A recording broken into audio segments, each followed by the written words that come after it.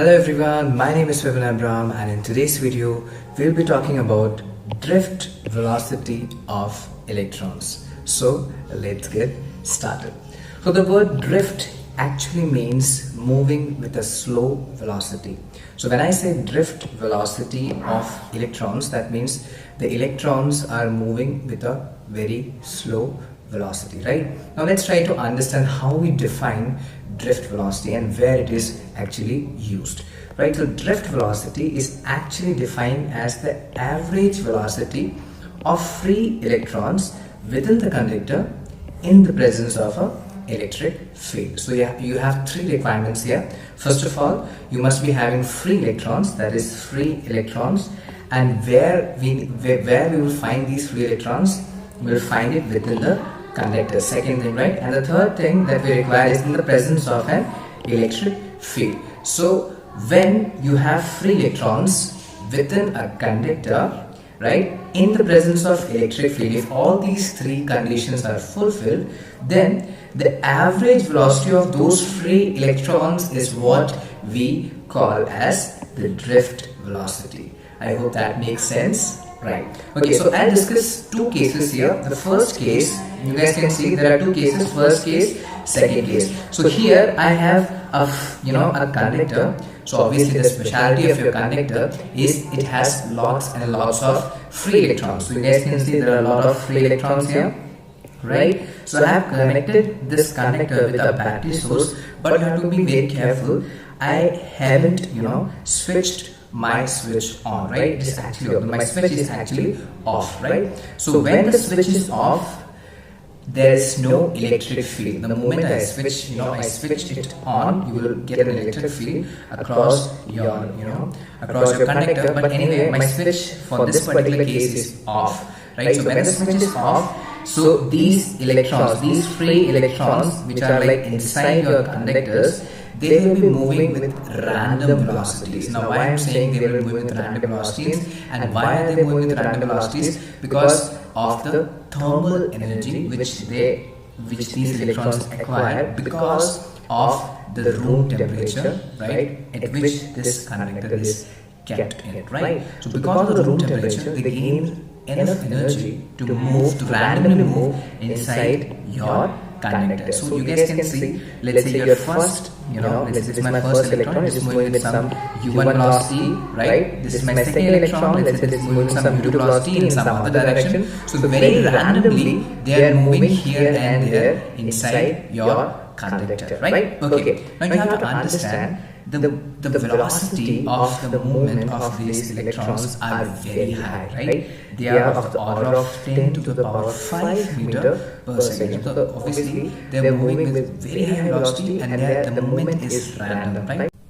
Now you have to understand the movement is so random that individual electrons will be having these velocities, but if I take the average velocity of all of the electrons which are like present here, then that will come out to be 0. Now why I'm saying it will come out to be 0? Because obviously, let's say one electron is moving at some v1 speed, with some u1 speed, initial speed in that direction. So there will be definitely another electron which will be moving with approximately same speed, but in another direction. So these magnitudes will cancel each other out. Very similarly, there will be one electron which will be traveling in the upward direction. Very similarly, there will be another electron which will be traveling in the other direction. So basically, magnitude wise they have the same magnitudes, but the movement is very random. It is so random that if one electron is moving in the forward direction, there will be another electron which will be moving in the exact opposite direction, right? So because of this, if I take out the average of all of the velocities, initial velocities of your electrons inside this conductor, then that sum out to be equal to 0, right? So basically you can see the average velocities of free electron in the absence of electric field will be 0. So basically you guys can see my switch is off, that means there is no electric field. Then definitely I can simply write the initial velocity of my first electron plus initial velocity of my second electron, and let's say there are like n number of electrons inside my conductor. If I add all of those velocities then and divided by n, that is your average, right? That will come out to be 0. So I hope that is understandable. Yes? Okay, let's move on to my second case. Now in the second case, The difference here is that this time I switched, my switch on, right? So this time my switch is on. So when the switch is on, the battery is working, the cell is actually working. So because of that, you have to understand there will be a potential difference across your plates. Is that a yes or no? So this particular plate will be positively charged. I can say this particular terminal, let's say it's a terminal, will be positively charged, and this particular terminal will be negatively charged. So because of this potential difference, there will be an electric field. I hope you guys can see that there will be an electric field. Is that a yes or no? So there will be an electric field, right? Let's say the intensity of electric field is some E, right? Okay, great. Now because of this electric field, you have to understand the first scenario is that obviously your electrons are moving in random direction, just moving some zigzag direction, and they are moving with very high velocity, that is 10 to the power 5 meter per second. But now because there is an electric field, these electrons now experience a force, right? Because we have studied whenever you have an electric field and you keep your electrons charged particle inside your electric field, then the electrons or the negatively charged particle, they experience a force in the direction opposite to that of your electric field. Is that a yes or no? Right? So these electrons are going to experience a force, that is your electric force, in the direction opposite to that of your electric field. I hope you guys can understand that. I hope you guys can follow that. Yes? Great. So these electrons will experience a force in the direction opposite to that of your electric field. I hope you guys can understand that, right? Okay. Now, so obviously, let's say this is my electron, so they are basically doing zigzag motion. Now with that zigzag motion, they are experiencing a force, and because of that force, they are drifting in the direction opposite to that of your field. You have to understand.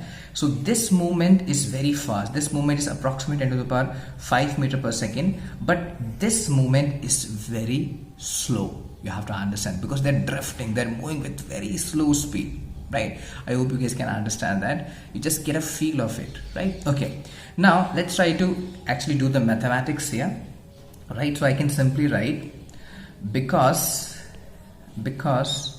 of the electric field, because of the electric field, you have to understand the electrons will experience a force, right? The electrons, the free electrons will experience a force, right? And that force will have a magnitude. We know the magnitude F is equals to Q times of E is the magnitude, right? Where Q is the charge which is like experiencing the force, E is the field in which it is being kept, right? So basically I know the charge here is electron, so the charge here is electron. I can simply write F equals to minus E times of the magnitude of your electric field, right? Is that a yes or no? I hope you guys can understand. F is equals to minus E, right? So let me just write it, equation number 1, right? Okay, now because of this force, there will be an acceleration. Yes or no? Because whenever a body is experiencing a force, its speed tend to increase because there is an acceleration, right? So the moment there is a force, there will be an acceleration, and I can very nicely find out the magnitude of that acceleration, right? So because of the force, let me write it, because of the force, there will be an acceleration. There will be an acceleration, and you can simply write out the magnitude of that acceleration will be equal to, acceleration will be simply equals to F upon m. Basically I'm using the formula F equals to mass into acceleration. So acceleration can be written as force upon mass, right? So I know what is the force here. Force is simply minus E times of capital E divided by the mass of your electron. So this is the magnitude of your acceleration, the acceleration that is being experienced by the electron. I hope you guys can understand, right? And I'm going to assume that all of your electrons are going to experience same acceleration. Just a simple assumption that all of your electrons are kind of experiencing the same acceleration, right? So you have to understand, when your switch was off, the electrons had u1 speed, that is the initial velocity. They had u1 speed, they're moving with u1 speed, but the moment I switched it on, they are moving with some different speed now, right? Now they are not moving with u1 velocity, they are moving with some different speed. So I'll simply just say that after switching my key on, the speed which was like initially it was u1 is now changed to some final velocity. Let me call it v1. So your u1 is changed to your v1. So that is something which I have written here. Your u1 speed, that is the initial speed of your electron when the switch was off, is now changed to some v1 speed, that is your final velocity when the switch is on, right? I hope you guys can understand that. Yes. Okay, very similarly u2 is been changed to your v2. Very similarly u1 is now changed to your vn, right? Is that a yes or no? Okay, great. Now if that is true, I can now talk about the average velocity of your average velocity in your second case, right? So average value of free electrons in the presence of electric field. So obviously you guys can see now when the switch is on, there is an electric field, yes or no? So I can talk about average value of velocity of free electron in the presence of electric field, right? So that is simply given as V average, right? And that will be given as V1 plus V2 plus V3 till your Vn divided by n. That is how I can write it, right? Now you have to understand, now with the help of Newton's first equation of motion, I can simply write V is equals to U plus AT, right? So I'll just simply use that formula here. So my V1 can be written as U1 plus A times of some T1. Now T1 is the time it had taken for your velocity to change from U1 to V1, right? Okay, great. So U1 A times of T1, right? Very similarly for your second one, you will write U2 plus A times of T2 and so on till your Vn, that is U1 times of A times of Tn divided by n. So I can write it like that, right? Very similarly, I'll do some rearrangements here. I'll take my U1 together, U1, U2, U3, U1 together. So I can write it U1, U2 plus till your Un divided by n as one as one entity, and I can take my acceleration common from your time entity and T1, T2, T3 until Tn divided by n. I can simply write it like that. Now you have to understand, this is the average velocity or the average initial velocity of your electrons when the switch was off. You guys remember it? I hope you guys remember. Yes, this one you guys can see the average velocity, initial average velocity of your electrons when the switch was off, right? Now you have to understand the value was coming out to be 0, right? So you have to understand this value will go to 0. I hope you guys can see that this will go to 0, and I'm actually left with acceleration times T1 plus T2 till your Tn divided by n. Is that a yes or no? So I can simply write your V average is actually equals to 0 plus acceleration. Now I will basically, what I'm going to do, I'm going to just write this T1 plus T2 plus till your Tn term divided by n to be a common entity, which I call mean relaxation time. Now what is this mean relaxation time? You have to understand, let's say I have this electron, right, which is like inside your conductor, right, and this electron is actually moving, right? So when it is moving, it is going to collide with other electrons which will come in its way, or it can collide with the positive ion which comes its way. So basically you guys can see this electron is traveling with very high speed, but in its way other electrons come. So because of that collision, the speed reduces, or we can say while it is traveling there might be a positive ion in its way, then again the speed reduces, then again let's say some other electron, it will come, it will collide, and so on. The process continues, right? So basically final velocity will be the drift velocity, that will be like obviously with that collision, you guys can say with that collision it is still moving with very small velocity in the forward direction, or you guys can say in the direction opposite to that of your electron, right? So you have to understand, between any two successive collision there is a time, right? Can you guys see that between any two successive collision there is a time, right? right? So this is for one electron, right? Let's say this is for one, so let's say so t1 time was the successive, was the time for any two successive collision between any two electron. For your first electron, let's say there is another electron which will do its same, right? So for that, the successive, the time for between any two successive collision comes out to be t2, or for the third electron comes out to be t3, right? So when you take an average of all of the time, then that is something which I call as my mean relaxation time, right? That is t1 plus t2 plus t3 until your tn divided by number of collision that has happened, right? So that is what I call as your mean relaxation time, right? Now this mean relaxation time for a particular physical condition, it remains constant. You have to understand that, right? Okay, right. Okay, one more important thing, there will be a distance between any two successive collision, right? Now that distance is what you call as your that is what you call as your free path, right? This is represented by the symbol lambda. Distance between any two successive collision is represented by lambda. It is known as your free path. That is the path at which your electron will not experience any kind of collision, right? So we will call it free path, right? And you can simply take the average of all the free path. You can call it mean free path, right? I hope you guys can understand, right? So the distance between any two successive collision is what you call as your free path. I hope you guys can understand. Your V average is coming out to be acceleration by tau, where tau is actually the mean relaxation time. Is that a yes or no? Great.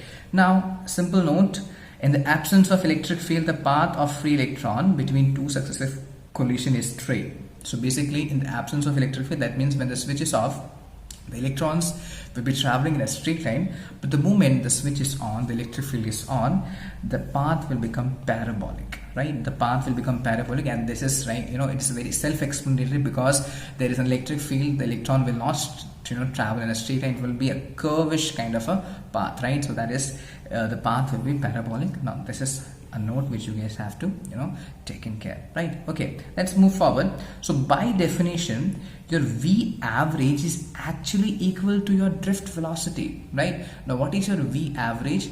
V average is the average velocity of your free electrons inside conductor in the presence of electric field, and that is how we define our drift velocity. If you guys remember, right, at the starting of the video we defined drift velocity, right?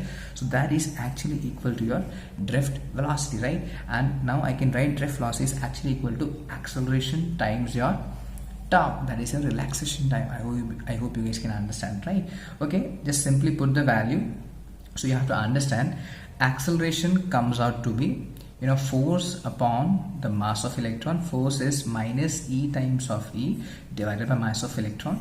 You just have to put this value over here, right? And the value of acceleration is given, and that is multiplied by tau, that is relaxation time, and that is what you call as your drift velocity, right? So this is the vector form. This negative sign is actually showing you that your direction of velocity is opposite to that of your electric field, right? So in magnitude you can simply write it, Vd is actually equals to E capital E upon m times of tau. I hope you guys can understand that. But important thing you have to understand here is that your drift velocity depends upon the electric field. You guys can see the expression of drift velocity depends upon the electric field, right? Is that a yes or no? Now let's say let's assume the length of your conductor that we have used. Let's say the length of the conductor was some L. Then I can simply write my potential can be simply given as E times of L, right? I hope this is the potential drop which we have studied in our second chapter. It can be written as E times of L, or I can simply write E is equals to V upon L, right? And I can substitute the value of E to be V times of L. So you can simply say your drift velocity actually depends upon the potential across your conductor. It actually depends upon the length also, right? So this is a very important conclusion that you have to understand your drift velocity. So your drift velocity depends upon electric field, your drift velocity depends upon the potential, and your drift velocity inversely depends upon the length of the conductor, right? So you have to understand, if the length of the conductor is more, if the length of the conductor is more, the drift velocity will be less, right? So if the length of the conductor is less, the drift velocity will be more, right? Very similarly, the potential is very higher, then the drift velocity will be very similarly higher, right? If obviously electric field means if the electric field is strong, the drift velocity will be high, right? I hope you guys can understand that. You have to understand the drift velocity has an order of 10 to the power minus 4 meter per second. You have to understand the initial velocity was 10 to the power 5 meter per second, but the drift velocity, the order comes out to be 10 to the power minus 4 meter per second. That means the speed is very low. Now why the speed is very low? Because what happens here is the electrons want to move with a very high speed, but what happens? It collides with other electron, right? Very similarly, it collides with another positive ion or maybe another positive ion, right? So because of this continuous collision, the electron is not able to move with its full potential, right? So basically it's kind of a drag. So you have to see electron is moving with a very high speed, then it's collide, then it again collide, then it's again collide. So this collision is happening. So this continuous collision is happening, but you have to understand with that continuous collision, it is actually moving with a very slow speed in the forward direction, right? And that is what is your drift velocity. I hope you guys can understand that. Yes. So because of that slow movement, although we say there is a force, there is an acceleration, so our normal general information is that if with that force, with that acceleration, it should move with even higher speed, right? But you have to understand inside the conductor there are so many collisions happening, and with that collision it is moving with very slow speed in the forward direction, right? So because of that, I can simply say the magnitude of drift velocity comes out to be 10 to the power minus 4, right? The speed is very slow. I hope that is understandable. If you have any doubt, you can ask me, comment it down, and you can ask me, right? So I hope you understood, and that's all for today. Thank you and have a nice day.